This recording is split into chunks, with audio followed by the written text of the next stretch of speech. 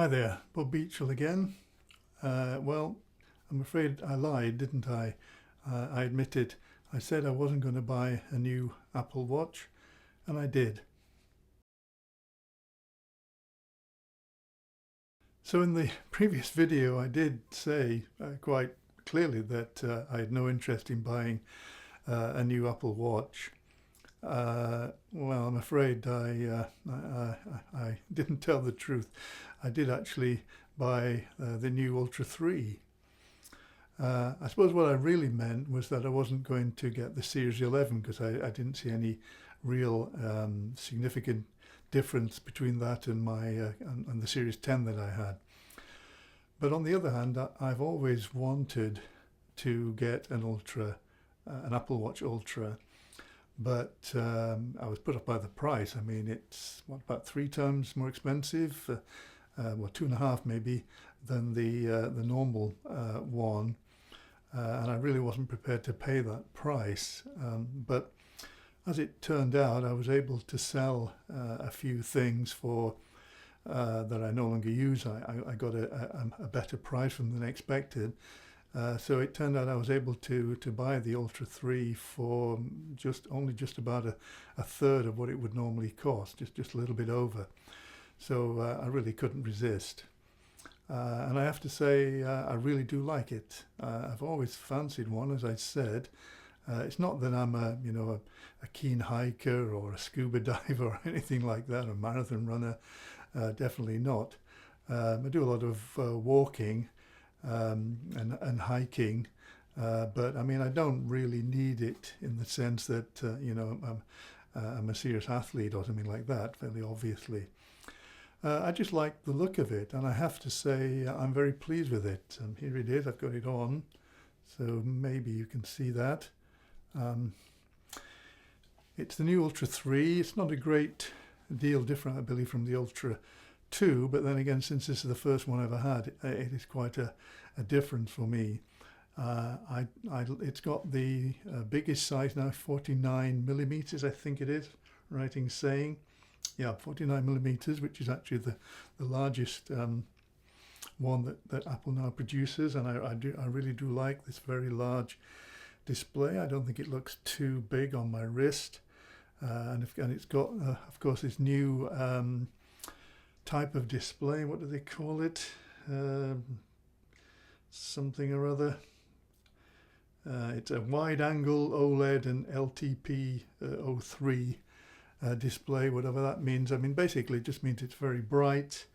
It has up to 3000 nits peak brightness, which is higher, I think, than on the Series 11. Maybe it's certainly as good as. And you can see it because it has this wide angle.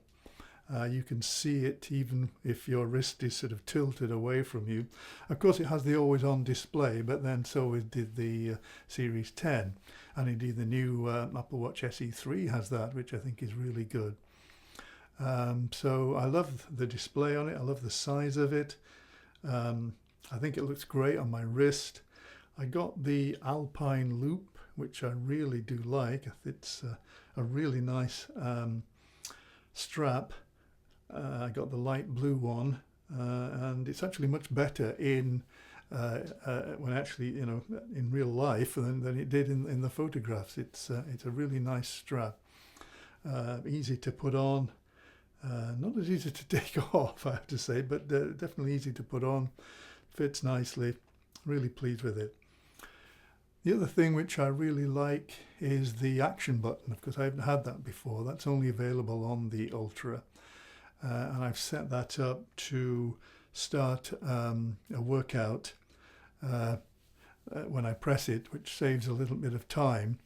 I think one of the things I often forget to do when I go for a hike or something, or a long walk somewhere, is I've often forgotten to start recording that activity.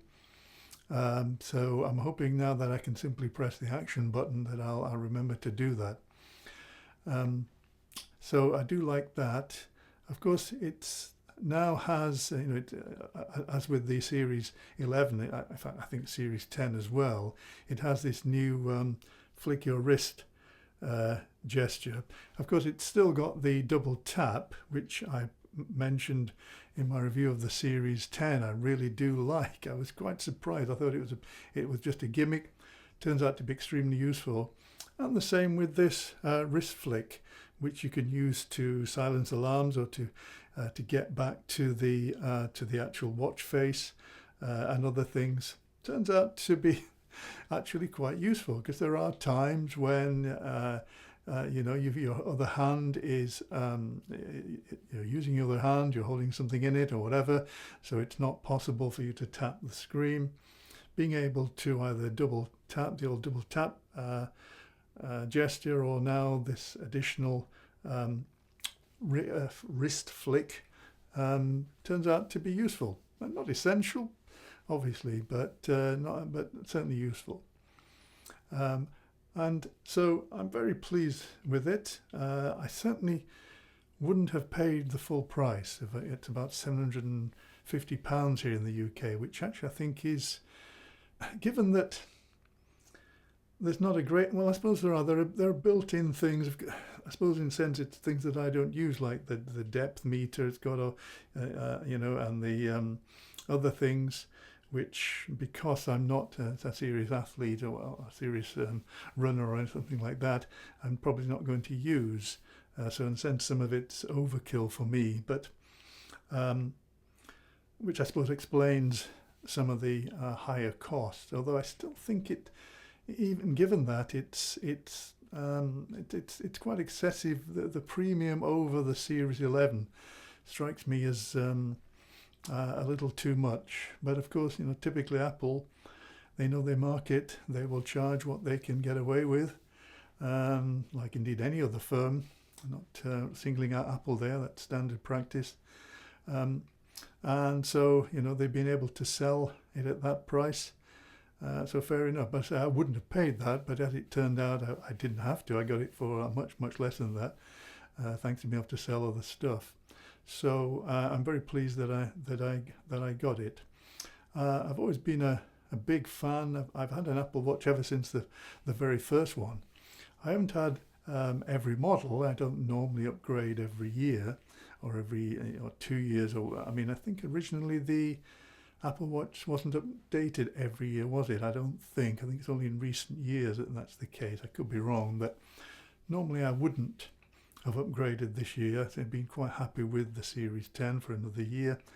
But given I was able to get the Ultra without having to pay the full, nowhere near the full price, I really couldn't resist. And as I say, I've had an Apple Watch ever since the first one. I've always liked it. It's got, over the time, it's got better and better and better. The processor has got faster.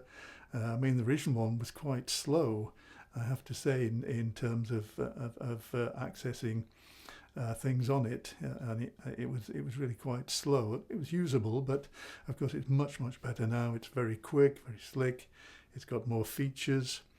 You've got, of course, the new hypertension notification on this. Of course, you can still get those on the Series 10 and I think the Series 9 as well as the new ones. I haven't actually tried that yet. But I do like my Apple Watch a lot. It's really becoming an essential device now, along with my iPhone. One other thing I should mention, this, with it being an Ultra, it does of course have cellular built into it as standard.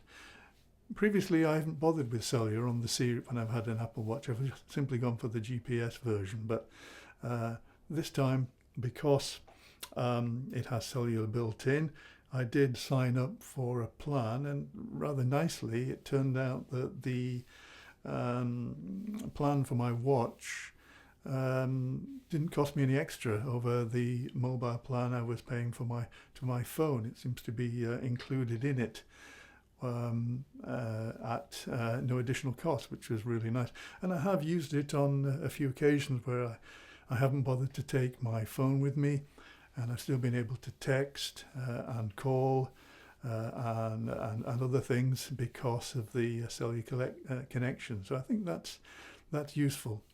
So I'm quite pleased to have that. So okay, so all in all, I'm glad that I was able to get the new Ultra 3. As I say, I didn't pay nowhere near the full price. I wouldn't have done that, but given I was able to get it at a reasonable cost, I'm very happy I did.